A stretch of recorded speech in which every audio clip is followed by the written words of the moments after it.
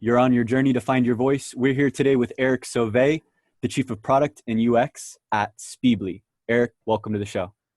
Nice to be here. Thanks, Pat. I was chatting with Chris a little bit, the CTO, last week, and he sent me a video of you talking to an Apple Watch, and it was this demo where you were recording your heart rate. What was that demo about? Was that something new? Yeah, so that demo was basically what it is that we do, which is we bring kind of voice interaction to Apple Watch. So the demo was me adding my blood pressure reading to Apple Health. So that's what the demo was. And so Apple, you're saying, is just like one segment of Speebly. For people that aren't already aware, what would you say Speebly is doing? What's like the elevator pitch for Speebly? Yeah, so I think our core competency is really around. So we've done, we definitely have done, custom smart speaker apps, and with authenticated apps and these sorts of things like business to business apps, and so we've done those types of things. We did a gamut with the Raspberry Pi as well, but won't go into that. But I think where we're seeing kind of the most interest in what it is that we're doing is really bringing voice to this, this small device on my wrist here, Apple Watch. Because it's been interesting working on those other platforms. Yeah. But I have to say, part of, I think, what drives voice adoption is that there's nothing to see, or you can't type, right? So, so for example, if you're looking at voice, even in like an Echo Show or anything with the screen, people will often default to looking and touching, right? And so that's why the standalone speaker, I think, has had the traction with the voice apps. But I also think that devices like Apple Watch, that there's just no practical way that people can type on it or do any meaningful data input into it. Right. Yet the computing power is so strong, right? So I think that's... From my perspective, I've been like, ooh, I can't wait till Siri opens up a kit so that I can build stuff for the Siri and for the iOS devices. But it seems like you guys didn't wait for them to open up a kit. It's like, how were you guys able to get integrated with these devices? Does Apple have a kit to build into the Apple Watch and into the Siri kit? Yeah, so Apple is a little bit different than how the Google Home and Amazon Alexa have been rolled out. So those ones were really targeted towards kind of new voice app developers, kind of building stuff for those smart speakers. But Apple has had an ecosystem of developers, since the iPhone came out. I can't even remember when that was, but it was like a long time ago, right? So for them, their developers are the people who have apps on the phone, who have apps on the watch. So Siri has done some opening up, but it's all been geared towards Apple developers, right? To adding value to Apple apps. So there's things called Siri extensions. So if I was to give you kind of a demo of our app, you'd see that I could use Siri to start this kind of seamless voice conversation. You wouldn't know that necessarily that you're using a separate app, but that's what you're doing. And I think it's just a function of what Apple's ecosystem is like. I'd be surprised if Apple opened up to developers the same way that Amazon and Google have. Because they've got all these app developers, right? They don't want to create competition for those people that have committed to being on their platform.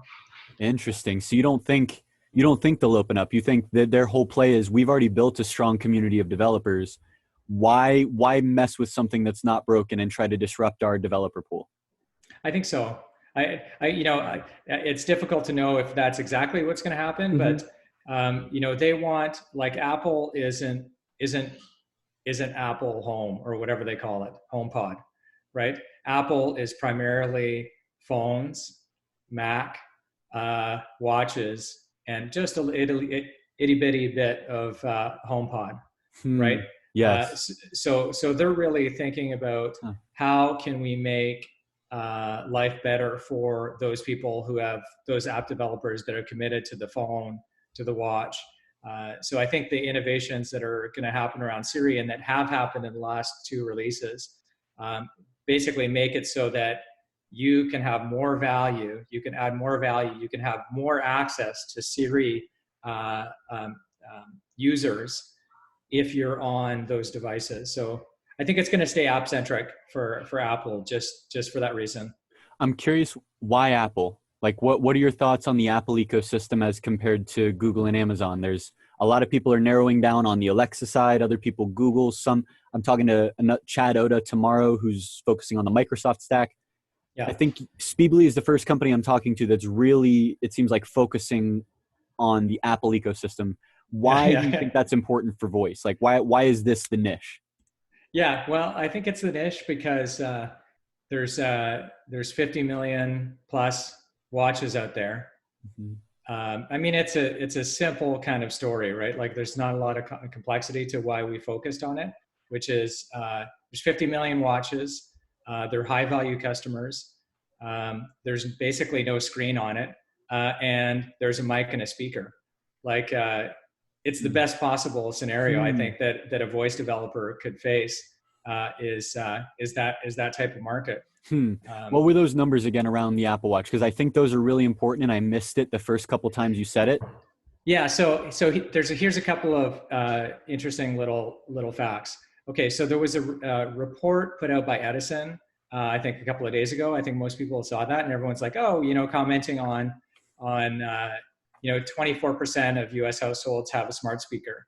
Well, one of the things I think that should be useful and to think about in the voice space is more than 50 have access to voice on their smartphone, right? Mm-hmm. So if we think that the traction for voice is good in a speaker, it's double on the Apple smartphone, right? Okay. Because they just have so many of them out there, right? So the traction for voice in that ecosystem is much higher than on a speaker.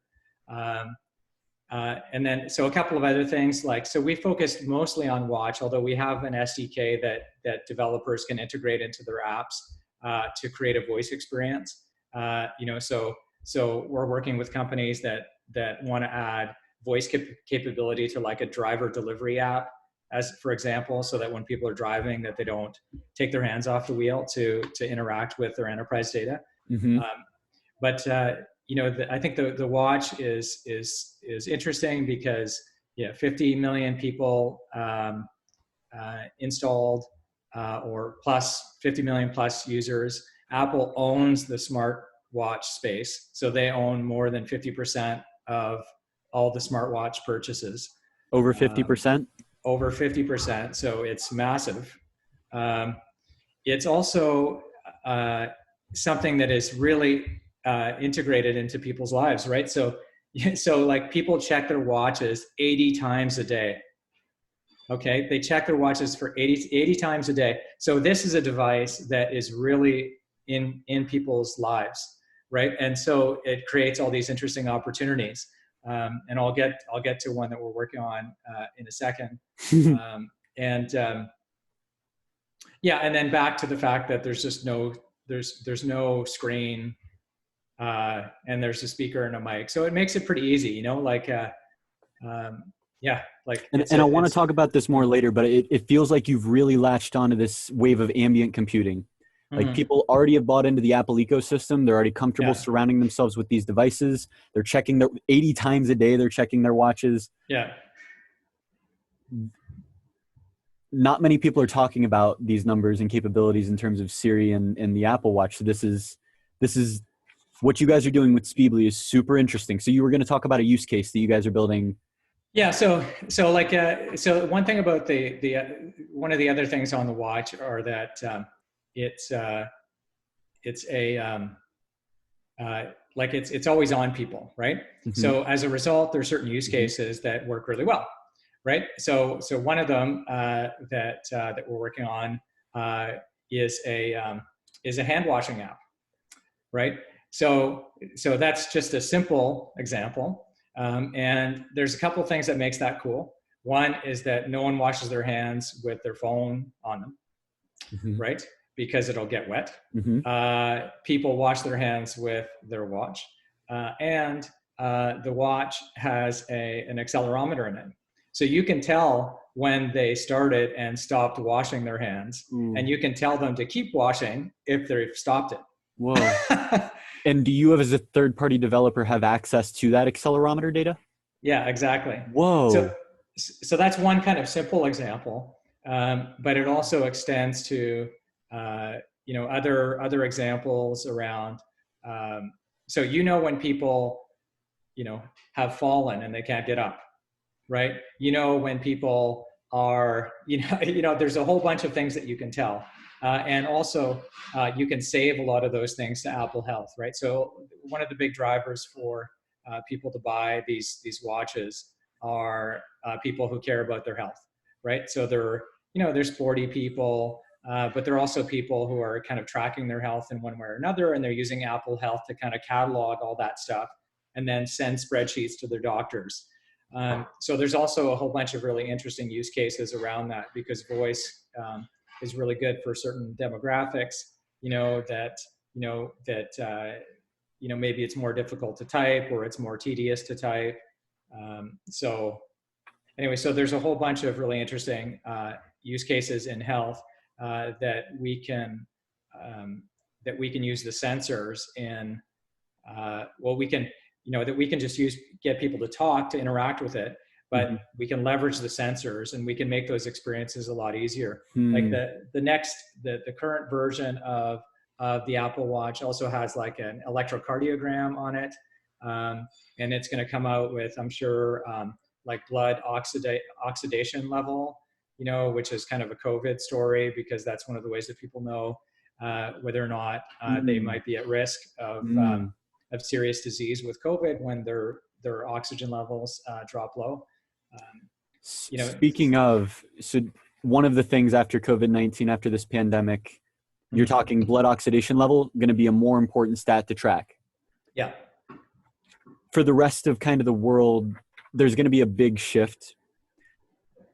In this post-pandemic world, how do you think voice is going to change in terms of relevance to business owners? Do you think it'll change at all in terms of the strategy or importance voice will play in business owners' minds? I think one of the things that the way that we look at it is that COVID will try and will push people to a more touchless world. Okay, and that has kind of different.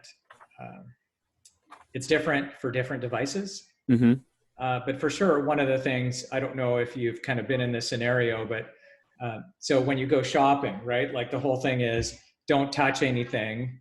And if you touch it, don't touch your face, right? So, but what happens, if you need to access your phone for something? So now you've got COVID all over your phone, right?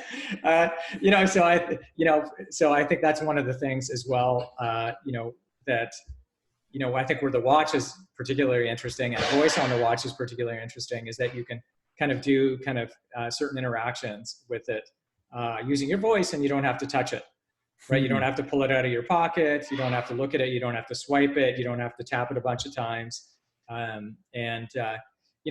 Perhaps you could do that on the phone, but you still have to pull it out of your pocket and hold it to your face. Right. Whereas your watch is already on your wrist, you can just hold it up, and so it doesn't involve any touching. Right. So I think that's one of the implications. So from a consumer perspective, they're wearing it on their wrist. You can pay with it. You can do a lot with it. Yeah. Less touching things to your face, going from your hands, the outside world, germs into your body. What about from like a business use case perspective, in terms of like an Aldi who is seeing on the other side, like the consumer being able to touch the watch, but what about from the business owner's perspective? Yeah, so I mean, we're as you said, like we're watch focused. So it's hard to know. Like so, let's say we've got watch and iPhone. So I think okay, well, so is having a voice interface for a phone app going to be more in demand after COVID? Yeah, probably. From a business perspective, I think from a business perspective, when you say that, you say like employees, right? Is that what you're talking about? Like enterprise use cases? Pretty open. I'm curious. I'm currently thinking. Let me ask another question. Is Speebly focused mostly on B2C, like creating applications and products directly for consumers on their watch, or No, are you guys for both. targeted B2B? Yeah, yeah, we're doing both. So what we want to do is kind of have this platform where anyone who kind of has knowledge and expertise in conversational design and an interest in conversational design can make their app available on watch or iOS on the phone. So that's not just consumer; it's also business.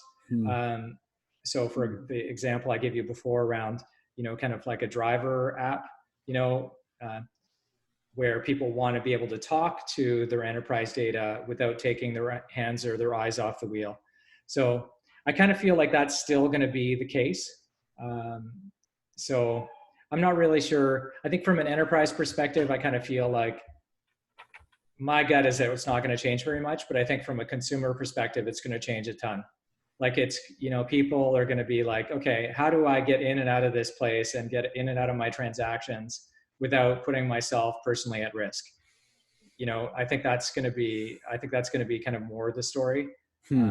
And so the implications for that are, just businesses are going to have to kind of compete on how safe people feel in their environments.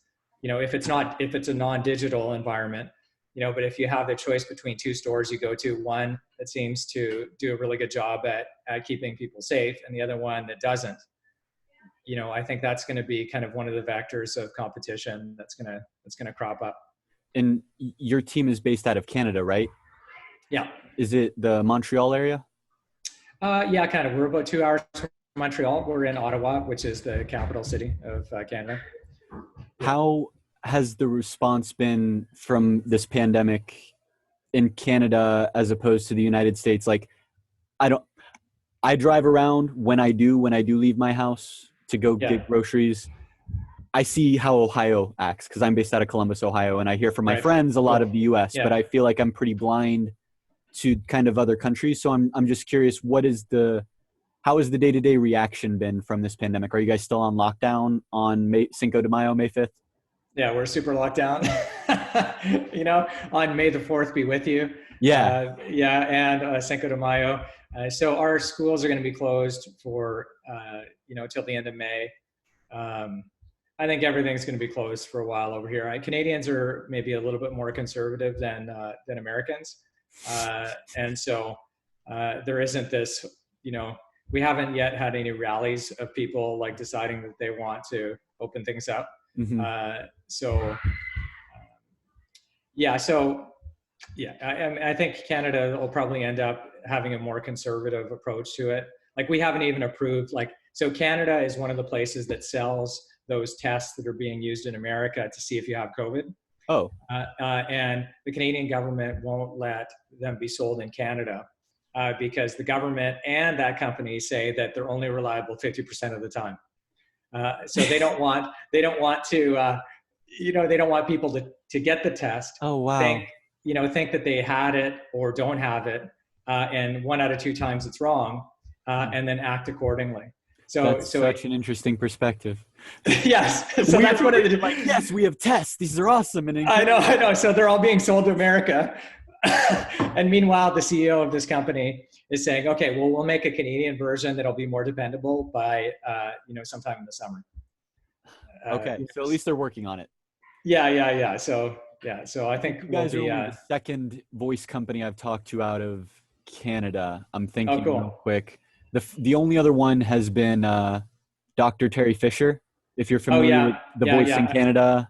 I've heard of that guy, yeah. Yeah. Got to see him at Project Voice, but you guys are the second company. How is voice adoption? How's the ecosystem been for voice in Canada?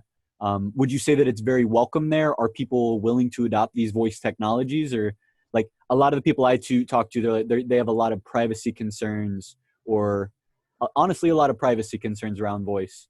Do those same concerns exist, or is the adoption different in Canada? Yeah, I think it's probably the same. I mean, people are concerned uh, about privacy until the convenience factor overrides it. You know, so as long as it's convenient enough, then people don't really care, I don't think. Um, People are concerned about privacy until the convenience factor surpasses it. yeah, yeah, Hmm. yeah, yeah. It's kind of like Facebook, you know. It's like, yeah, we don't like the privacy, but it's kind of the only way that we can talk to our friends. So whatever. Hmm.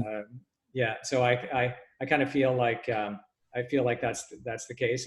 And so when we've worked with companies that we've um, kind of built apps for them that serve their customers, um, you know, I think that's kind of the same attitude. I actually there's even an insurance company out of Germany, which we started working with, Hmm. that is, you know, where, you know, as far as I knew, the rules were tighter over there. Mm-hmm. You know, they were kind of okay, right? You Hmm. know, so yeah, so Interesting. yeah, I think Super it's kind interesting. of similar. I don't think people are super concerned about it, and I think Canada is a big market for it. I don't know how many smart speakers have been sold in Canada, but I'm sure it's a lot. Are there a lot of voice companies sprouting up out of Canada, or would you say that you guys are one of the few? Speebly's one of the few. I think we're one of the few dedicated voice companies, or actually primarily dedicated voice companies. There are voice developers for sure, like people who make games and that kind of stuff. Um, but yeah, so there's not too many. You know, we work with other companies that have you know, like let's say that are app developers, or you know, provide certain strategic services, and they want you know, voice support for whatever app they're building or whatever interaction they're trying to do. Um, so so that's what we see mostly, is that there's firms that are kind of providing digital services to XYZ company or XYZ use case, and then we'll be brought in to kind of support that, to say, okay, hey, can you make it so that that the you know, the thermostat that we're building can talk, right? And then we'll say, sure, we'd love to do that. This next part I've been most excited to talk to you about, of Yeah, multimodality. yeah, When Chris first messaged me, I checked out Speebly and I got to see web, kiosks, IoT devices, smart speakers, Apple yeah, Watch. It's like y'all have really embraced this Internet of Things, ambient computing, multimodality yeah, wave, and I'm curious of your philosophy around that. One, you're familiar with the term multimodality. yeah, yeah, What yeah. do you think the importance is of multimodality in voice? Like, why is it important? Yeah, well, it's because people primarily are visual processors. You know, people are primarily visual beings, Mm-hmm. uh, and so, you know, I was thinking about this you know, even just a week or 2 weeks ago, and this is kind of maybe one of the questions that I would pose to anyone who is kind of watching this, is to say, you know, do you think that in 2 years there's going to be a smart speaker without a screen? Uh, and so my answer is, I don't know. You know, I think it's a reasonable question to assume, or it's a reasonable thing to assume that, you know, so there's going to be, let's say, you know, maybe ones that are kind of plugged into the wall somewhere or whatever, that are maybe kind of secondary devices, Mm-hmm. you know, just listening devices. But I think the primary ones, like in the kitchen or in the bedroom, you know, where people are using them most today, you know, I think they're going to have screens on them, right? You Hmm. know, so I feel like multimodality is kind of the only way in voice, right? So I think for people to, you know, so I think as voice developers, we need to think about, well, what is voice anyways, right? And how can voice add value to the interactions that we currently have, you know, with whatever devices we have. And so so I think it's all just going to be one big conversational AI pile on, right? That where voice is going to be one component of it, but certainly visuals are going to be critical. Like I would never think of developing, even with an Apple Watch where the screen is 38 millimeters, right? Super small. I would never develop anything without click actions, right? Like I just wouldn't. Clicking the buttons on it. Yeah, yeah, because people click buttons. They wanna click the buttons, right? And so Give someone a button and he shall click it. Yeah, and you know what? If they don't want to click it, fine, don't click it, right? So one of the things that we do on our watch apps is we leverage what are called quick replies in the Facebook Messenger world, and they're called suggestion chips in the Google Assistant world. And I think those are super powerful, right? Because people, if you're having an end user conversation that involves more than just the app opening and something happening, right? Like more than just the app opening and a song plays or whatever, but you actually have to interact with the end user. Those suggestion chips, those little buttons that tell people what they can say, I think are super instructive for a user to know how to operate that particular app, right? So if you say, what do you want to know? The temperature inside or outside, right? So you can say that, but people may be distracted. There might be noises. They might not just be paying attention. And let's say they don't get to say it in time even. Having those two little suggestion chips on the bottom, which are basically just text buttons. So it's just conversational AI, that they can just click on those to make up for the fact that they're maybe not fully engaged in the conversation, I think is the way to go. I mean, especially on a watch and on a phone where you have to take distraction. End user distraction has to be a base assumption for any of your users. You have to assume that your user is doing like 3 other things. There's someone screaming in the background. Maybe they're at a stoplight. You just have to assume that level of user distraction. And then that's where I think the multimodal really comes into its own.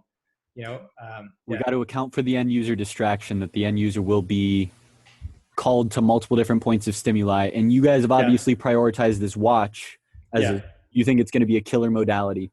Yeah. I'm curious of if you can give the top 3 out of modalities you find important in terms of, we've got things like smart speakers, very obvious, watch, car, what are some other use cases or applications in the kitchen and phone? In the phone. Yeah. So out of all the modalities, where do you see voice being the most critical outside of obviously this? I think you've definitely sold me on the importance of voice in the watch. Yeah, no point in talking about that any further. I mean, kind of, by the numbers, I think the next one is if you just pick the highest number of users, the next one down is the phone. And then if you cut that in half, it's the smart speakers. But I think that the smart speakers, I think there's going to be this change in smart speakers where it's going to be multimodality, right? Like if you go to the Google Nest Pro Max site, whatever, I'm not sure if that's the exact name, but it's the Nest Max Hub. Right. Because their naming is super crazy. Right. They have to change it every once in a while. Yeah, but it's kind of the weirdest naming I've ever seen Apple do or ever seen Google do. But when they show you the speaker with the screen, so that's the Nest Hub Max, I think. They're primarily selling it as like an interactive picture frame. Mm-hmm. So I think that speaks volumes, to how people see these voice interactions fitting in their daily lives, right? So to me, it's not about how can do we have these kind of voice only interactions, but it's more like how can we take these small screens and make them more interactive and immersive, right? So you see pictures going by and you hear your children laughing, right? these different kind of experiences that I think are voice and audio first, where because the voice developer has kind of come out of this sound kind of environment, anyway, so yeah, so I think, so I would say phone. Phone is the top because it's got most of the users. The next one is smart speakers with screens on them. And then I don't know what's after that. And then after that, Apple it's Watch. probably, well, yeah, so I get to put that one at the top, right? Exactly. But yeah, Apple Watch is emerging because obviously there isn't, whatever, a billion users of it like there are Apple iPhones, right? So it's more of an emergent, emergent thing. But I've been noticing when I set up my Nest Hub the other day, I was resetting it to test for one of our clients. And yeah, when I set it up, it said way more than just an interactive picture frame. And that really caught my attention. And I was like, yeah, it feels to me like we're trying to make things more usable. I'm sorry. We're trying to make the story or the metaphor around the design more something that people are already used to, almost in the way that the first cars resembled the shape of a carriage because, yeah, I already know what a carriage is. You don't have to tell me that it's driven by a motor. I just know that I want to put my pictures on something. Oh, and I can talk to it too. Okay, well now let's start to explore. Like, do you think that that's kind of exactly why it. they're doing it? 100%. I think the official term for that is skeuomorphism or whatever. I think that's the official UX term for it. Is that that one of the basic principles of UX design is to make things mimic real life. Yeah. I've been very recently focusing on the voice as a storytelling component, and I feel like you as chief of product and user experience, I'm a techie. My background is in coding and engineering. Right. I feel like you have a better understanding of how people think, and I'm curious of your thoughts on the power of voice, not necessarily the technology, as a method of taking the randomly firing neurons in our head and manifesting those thoughts out loud. Like, do you see power in the voice on its own from a strictly like humanistic perspective? Is there any user experience insight, or am I getting way out of bounds here in terms of your comfortability? No, it's all good. And I've definitely thought about that quite a bit, actually. I think I think it's, if I was to rename the space, it would be less about voice and it would be more about sound, right? And whether it's responding to voices or sounds or saying voices, like speaking, I think that's really what voice is. It's an auditory experience, right? And so, yeah, it's super powerful. Like, I mean, would you ever go to see a movie that had no soundtrack, right? And I think that's basically where voice, if you look at it more broadly, which is how I look at it, apps, interactions, devices are way more immersive when they make noises. And so that's Going kind into of, experience, it's like before you're designing kind of emotions around user experience, like if we use this color scheme, it's going to create a different experience than this color scheme.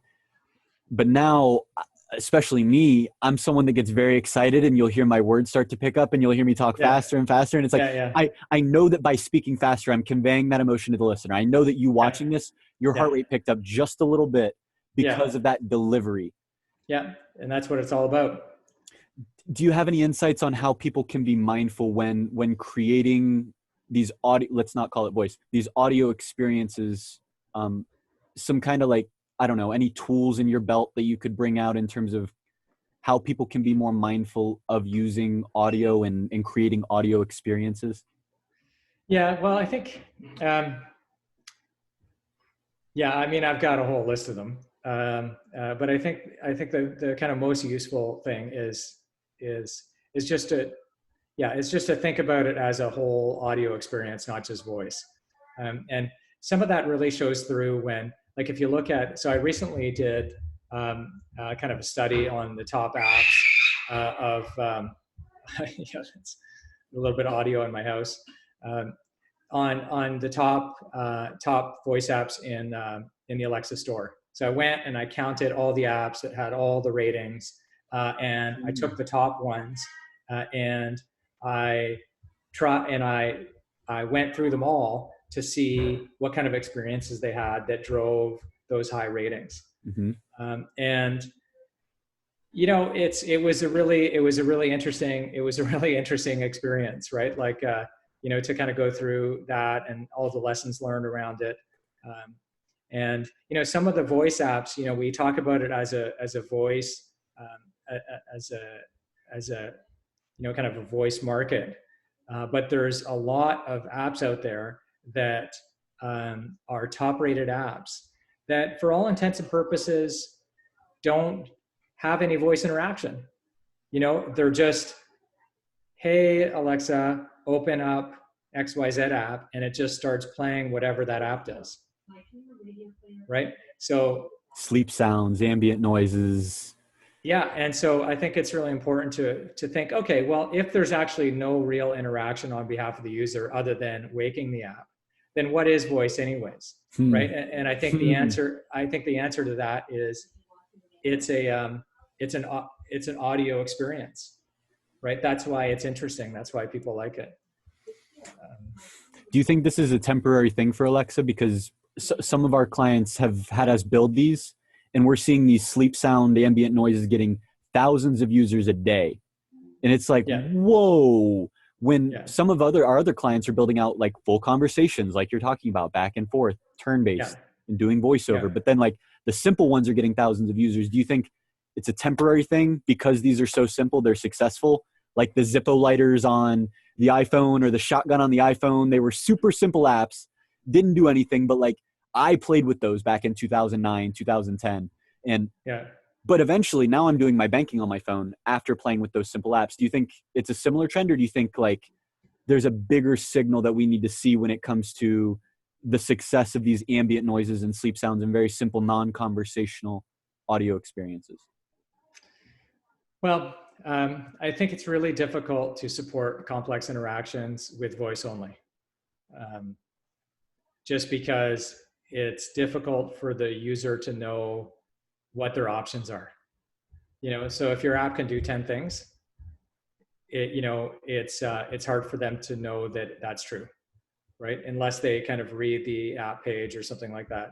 So I think how it needs to happen is that these that apps that want to provide kind of a more rich experience, it needs to be like an evolutionary experience for the end user, much like what you were talking about how you now want to use banking on your phone, but maybe you didn't want to do that in the beginning because the screen only had 144 characters on it.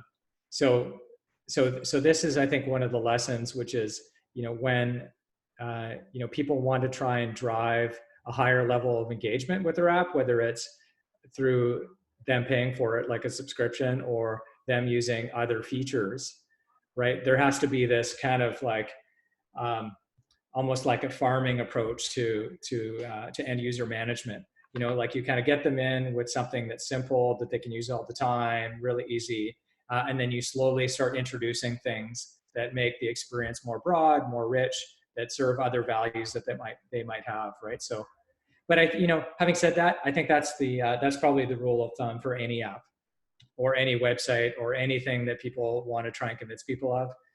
The base value proposition has to be like super dumb and super simple. Don't make me think is the quote unquote, and then there's that evolution. So I think it'll just follow the same path as all the other kind of interaction modes. I don't know if there's anything particularly different about it. It'll grow with the user. Start off simple. Don't make me think, and then slowly teach. Like educating. Do you think educating the user is an essential part of that? Oh yeah, absolutely. Right. So it's like so one of the things that we're working on is a blood pressure app, right? So it's an app that saves blood pressure readings to Apple Health. So there's a lot of things you could do with that, right? Like end users could do a lot of things. And like they might want to hear about their last 3 readings. They might want to, want to do a few other things, right? And so, but the basic thing is you want to they want to be able to save 10 clicks and swipes of having to put it into Apple Health, because that's kind of a bummer, and my fingers are really small and whatever, so and it's not as simple as something that is maybe like one of the things that's actually really interesting about voice is that it can take things and make them more simple by virtue of creating steps that a conversational flow would have. So, there's a company that is really, I wish I could remember the name of the company, but, so we've had sign up forms since the beginning of the internet, right? But there's one company that I think they just emerged like a year ago that made it so that you would sign up in multiple steps instead of just one sign-in form, and the screens would transition super nicely between them, right? And they're used by tons of people, and I actually use them on this one app that I built for for this game that I had made for my friends, so I think there is value in just making things even more simple than they are now. And I think conversational approaches do a really good job at letting people follow a path, a workflow, simple workflows. So if I want to upload my blood pressure, yeah, sure. I could go and do 10 clicks and swipes and get into Apple Health and put it in there and then type it in. Or I could have this experience where I just say, hey Siri, open blood pressure, and then it gives me 3 easy screens. I don't have to type at all, and then I'm done, right? And maybe it gives me some kind of, celebratory, you did it at the end, Yes. So I think there's potential for that kind of stuff too in the voice space of, that might also be just voice and conversational space, just making things simple, just really simple, small targeted services that just make it easier for people. What's next for Speebly? I love what you guys are doing right now with the Apple Watch. What can people expect coming out of Speebly for the rest of 2020? Yeah, so what we want to do is we want to find innovative, voice studio developers or conversational developers to basically for us to package their apps and them to find new marketplaces. So we've got so one of the things that's great about the Apple App Store is that monetization is really built into it, right? And Apple has just nailed subscriptions, at least from my personal view. They've really nailed selling subscriptions in the App Store. So what we want to do is we want to have a roster of however many kind of voice developers that have kind of their Google Actions or dialogue flow, and they want to bring that kind of experience into the watch, and then we just pump it out. We do some rev share with them, but we basically allow them to access a new market with the skills that they already have, which is, develop conversation, and they don't have to know a line of Swift UI code. Yeah. Wow, that sounds amazing. So for developers that are watching this that want to start getting connected with Speebly to be a part of this partnership, what's the best way for them to start getting one with Speebly? We'll start with that. Yeah. So, I mean, just the sign up forms are all on our website. Just, I would just say, reach out to me. I mean, it's kind of a new space, right? So there's, it helps if you have a watch, right? That's one of the things that, because it is, you really have to know how the watch works to develop a good experience for it. But we understand that it's a new thing, right? So we're prepared to work with people who are at any stage in that exploring the watch. But yeah, I would, so just, reach out to me, go to our website, use the sign up forms. But the main message, I think, is if you know how to build a voice agent, for Alexa or Google Actions, you can basically apply that same skill and we'll take care of the rest. Because for us, for our app, we just package it up and then we can pump out a new app. So if we had, 50 or 100 of those, people hunting for subscription revenue on the Apple Watch, then I think that would be an exciting place for us to be. So for people that want to reach out to you, this is going to be on a lot of platforms. So what's the best platform for people to connect with you on, and what should they type into that platform to get connected? So let's see, what's the best way to get a hold of me? I would say, I mean, this is pretty old fashioned, but I'm just going to say my email out loud. Pens and papers ready, everybody. Okay. So eric.sauve@speebly.com. And so Speebly is SPEEBLY. And you can also run a search for my name. I'm on all the regular platforms that everyone is on. So anyone can send me a message and get a hold of me that way. And we are looking for, at this early stage of this kind of market, we are looking for partners, kind of like a design studio kind of partners. People who want to spend time thinking about how these apps would work, and how they could gamify toothbrushing, on a watch. And then so what we want to do is basically provide that supporting platform so that they can get, just like Alexa, provides, their whole Alexa platform, so that people don't have to, code directly for the speaker. They just, use a JSON file, or they can use their web interface. I like saying the biggest takeaway from podcast guests, and from you, my biggest takeaway is how applicable the watch is as an interface for voice, for audio interactions, especially in this heightened awareness of touch-free technology. Yeah. It's been a pleasure chatting with you, and I'd like to give you the opportunity to kind of send us off for the rest of the day. Do you have any final intentions or words to kind of put out to our listeners before we end this podcast? Stay safe. That's it. Stay safe. Enjoy what you have, even if it's at home, and take one day at a time. Thanks for the call, Eric. All right. Take it easy. Thank you.